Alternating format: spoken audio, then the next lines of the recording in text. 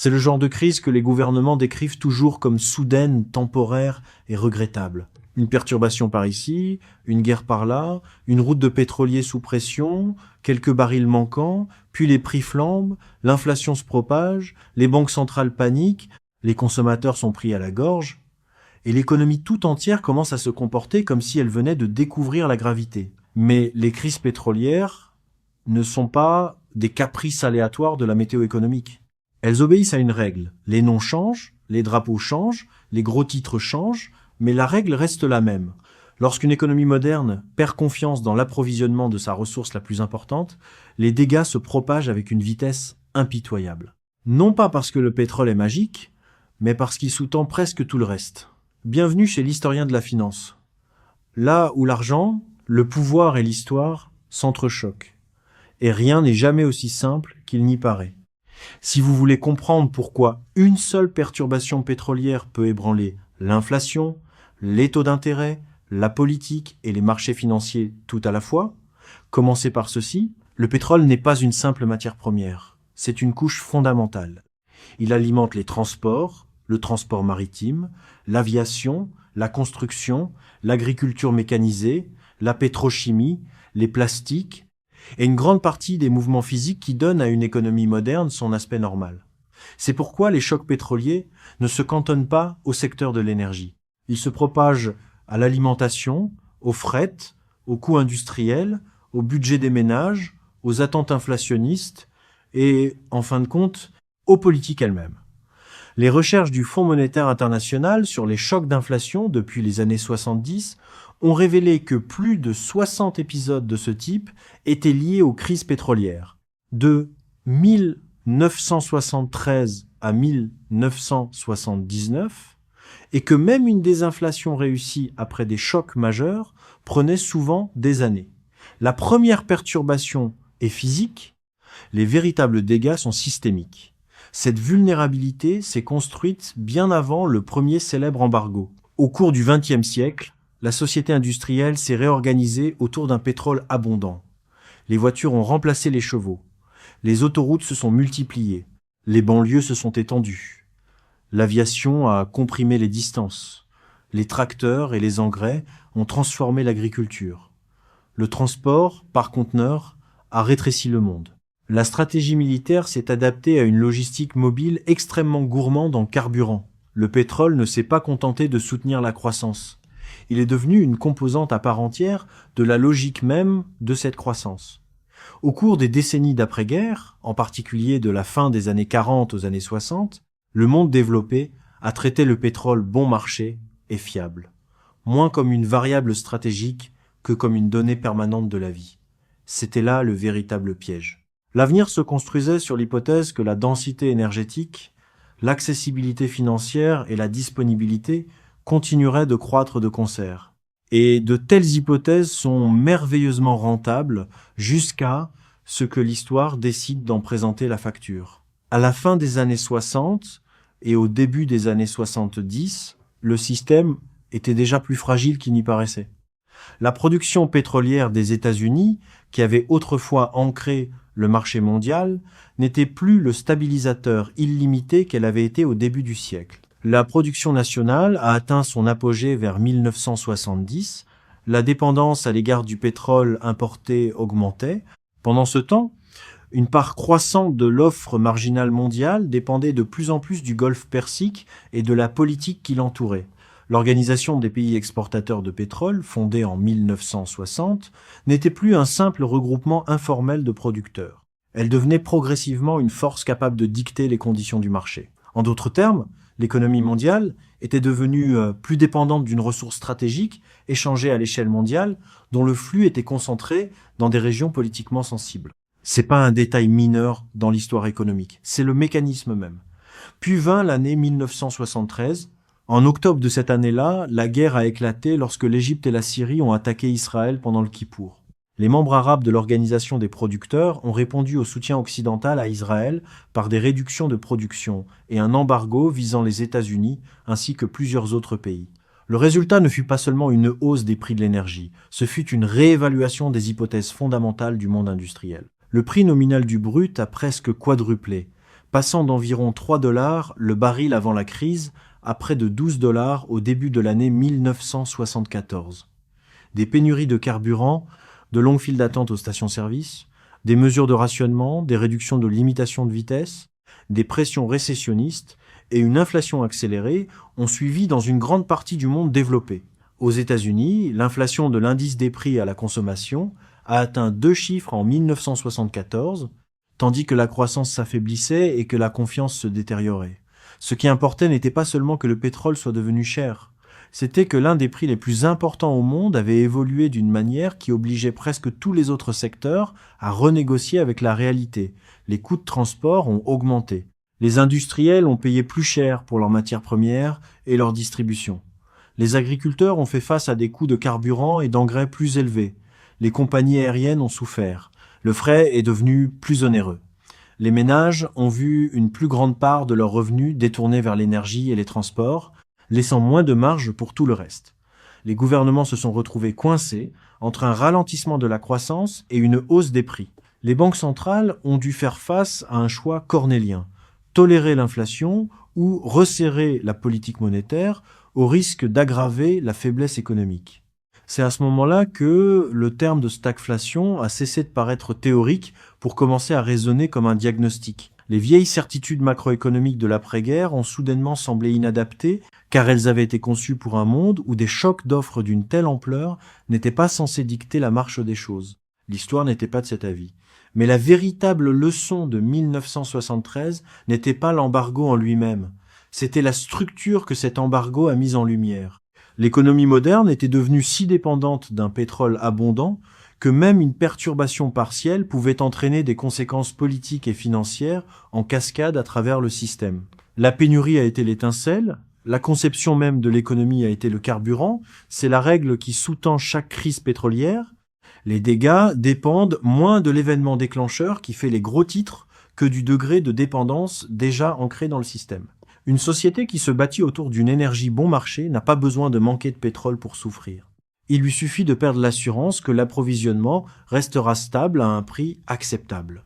Puis, quelques années plus tard, le monde a de nouveau reçu la même leçon, avec des acteurs différents, mais la même fin. En 1979, la révolution iranienne a perturbé la production de l'un des principaux exportateurs de pétrole au monde. La production iranienne a chuté brutalement. Les craintes des marchés se sont intensifiées. Les acheteurs se sont rués sur les réserves. La thésaurisation et les achats de panique ont amplifié le phénomène. Le deuxième choc pétrolier a de nouveau fait grimper les prix en flèche, contribuant à une reprise de l'inflation et à une nouvelle vague de tensions économiques dans les pays importateurs de pétrole. L'élément déclencheur était différent de celui de 1973. Il n'y a pas eu d'embargo identique, mais le mécanisme était le même. Le marché n'avait pas besoin de la même crise exacte. Il avait seulement besoin de la même dépendance. C'est ici que les crises pétrolières cessent d'être de simples histoires de géopolitique pour devenir des histoires de conception systémique. Dès que les prix du pétrole bondissent, le choc se propage par plusieurs canaux en même temps. D'abord, il y a les coûts directs de l'énergie. Les carburants, le chauffage, les transports et l'électricité. Dans certaines économies, tout le monde ressent la pression. Viennent ensuite les coûts indirects. Déplacer les marchandises coûte plus cher. Les usines font face à une production plus onéreuse. Les prix des denrées alimentaires grimpent car l'agriculture moderne est très gourmande en énergie, du gazole aux engrais, en passant par le transport. Ensuite, la dimension psychologique entre en jeu. Les consommateurs voient des prix qu'ils ne peuvent ignorer, car le carburant est l'un des rares coûts qui s'affichent en chiffres géants au coin des rues. Les entreprises deviennent plus prudentes. Les travailleurs exigent des salaires plus élevés pour compenser l'augmentation du coût de la vie. Les attentes en matière d'inflation commencent à évoluer. Et une fois que ces attentes évoluent, les décideurs politiques se retrouvent avec un problème bien plus complexe sur les bras. Les banques centrales peuvent durcir leur politique pour empêcher l'inflation de s'étendre davantage, mais une monnaie plus stricte peut affaiblir la croissance et l'emploi. Les travaux du Fonds monétaire international suggèrent que les chocs sur les prix du pétrole peuvent engendrer des pertes durables sur le marché du travail dans les pays importateurs de pétrole, avec des répercussions particulièrement fortes dans les secteurs à forte intensité pétrolière. La crise ne reste donc jamais là où elle a commencé. Elle migre de l'offre vers les prix des prix vers les salaires et les attentes, des attentes vers la politique économique, et de la politique économique vers l'emploi et la sphère politique. C'est pourquoi les crises pétrolières sont si destructrices sur le plan politique. Elles contraignent les gouvernements à faire des choix que l'opinion publique déteste. Laisser filer l'inflation et les ménages sont étranglés pendant que l'épargne perd silencieusement de sa valeur. Resserrer la politique monétaire et la croissance ralentit tandis que le chômage augmente. Dépenser massivement pour protéger les consommateurs et les pressions budgétaires s'accroissent. En faire trop peu et la légitimité s'effrite. Les États exportateurs de pétrole ou les entreprises disposant de capacités de réserve peuvent engranger des revenus exceptionnels. Les courtiers qui réagissent tôt peuvent faire des profits. Les producteurs stratégiques gagnent en influence, mais les consommateurs, les économies dépendantes des importations, les industries fortement tributaires des transports et les ménages à faible revenu paient en premier et paient le prix fort. Les chocs pétroliers ont un modèle économique très efficace. Ils privatisent les gains et socialisent la douleur. Et ce schéma ne s'est pas arrêté avec les années 70. En 1990, l'invasion du Koweït par l'Irak a retiré d'importants volumes d'approvisionnement du marché et a déclenché une nouvelle flambée soudaine des prix du pétrole. En 2008, les prix du pétrole ont atteint des sommets historiques dans les mois qui ont précédé la crise financière mondiale, contribuant à resserrer les conditions d'une économie mondiale déjà sous tension. En 2022, l'invasion à grande échelle de l'Ukraine par la Russie, ainsi que les sanctions et les bouleversements qui ont suivi, ont fait grimper les prix de l'énergie de manière spectaculaire, en particulier en Europe, rappelant au monde que la dépendance énergétique reste un enjeu géopolitique, même à une époque financière soi-disant sophistiquée. Et en 2026, de nouvelles perturbations au Moyen-Orient ont une fois de plus poussé les gouvernements et les marchés vers cette logique d'urgence si familière. En mars, l'Agence internationale de l'énergie a annoncé que les pays membres mettraient à disposition 400 millions de barils suite aux perturbations liées au conflit, tandis que l'Agence d'information sur l'énergie anticipait des prix du brut de la mer du Nord élevés à moyen terme en raison du blocage du détroit d'Ormuz, ainsi que des prix élevés à long terme liés à d'éventuelles perturbations dans le détroit de Bab el-Mandeb. L'histoire n'a pas besoin de la même distribution d'acteurs pour donner la même leçon. Elle a seulement besoin de la même faiblesse structurelle. Ce qui rend la situation encore plus révélatrice, c'est que tout cela se produit à une époque obsédée par la transition énergétique. Nous parlons constamment d'électrification, d'énergie renouvelable, de batteries et du déclin progressif de notre dépendance aux combustibles fossiles. Une part de cette transition est réelle. Mais le pétrole conserve toute son importance car le système actuel repose encore sur lui de multiples façons qu'il est difficile de remplacer rapidement. L'aviation en dépend. Le transport maritime en dépend encore fortement. Les transports lourds en dépendent. La pétrochimie reste profondément ancrée dans l'industrie moderne. Les systèmes alimentaires demeurent extrêmement gourmands en énergie. Même là où l'électricité gagne du terrain, l'économie physique environnante reste souvent liée à la logistique pétrolière. C'est pourquoi les perturbations liées au pétrole se comportent toujours comme des événements à l'échelle du système et non comme des anecdotes sur des matières premières de niche.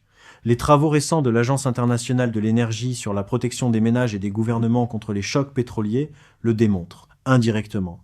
Aujourd'hui encore, la volatilité du pétrole reste suffisamment puissante pour menacer les finances des ménages, le contrôle de l'inflation et la stabilité publique. Et cela nous amène à une leçon plus profonde. Chaque crise pétrolière est un rappel que la prospérité bâtie sur une énergie bon marché est bien plus conditionnelle qu'il n'y paraît. Les systèmes efficaces semblent souvent stables précisément parce que leurs vulnérabilités sont cachées en temps normal. Les chaînes d'approvisionnement paraissent élégantes. La logistique à flux tendu semble intelligente. Le commerce à longue distance paraît se faire sans effort. Les banquiers centraux et les ministres des Finances commencent à croire qu'ils dirigent une machine monétaire, alors qu'en réalité, ce qu'ils gèrent est en partie une mécanique physique. Puis un choc survient et soudainement, l'abstraction s'effondre. L'économie ne se résume pas à des bilans comptables et à des taux directeurs.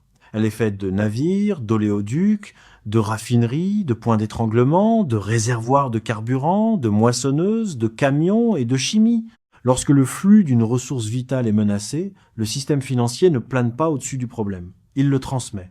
C'est la règle économique qui se cache derrière chaque crise pétrolière. Non pas que le pétrole soit tragique par nature, Non pas que la géopolitique soit toujours imprévisible, mais que les économies modernes sont bien plus sensibles aux perturbations de leurs ressources fondamentales qu'elles n'aiment l'admettre. Lorsque la pénurie d'énergie frappe un système bâti sur l'abondance, tout ce qui se trouve en aval devient plus cher, plus politique et plus fragile.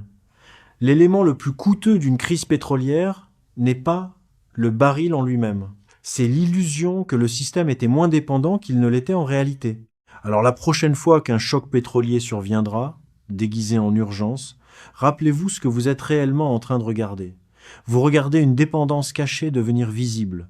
Vous regardez l'inflation redécouvrir ses racines physiques. Vous regardez les décideurs politiques réapprendre que les marchés n'effacent pas les faiblesses stratégiques.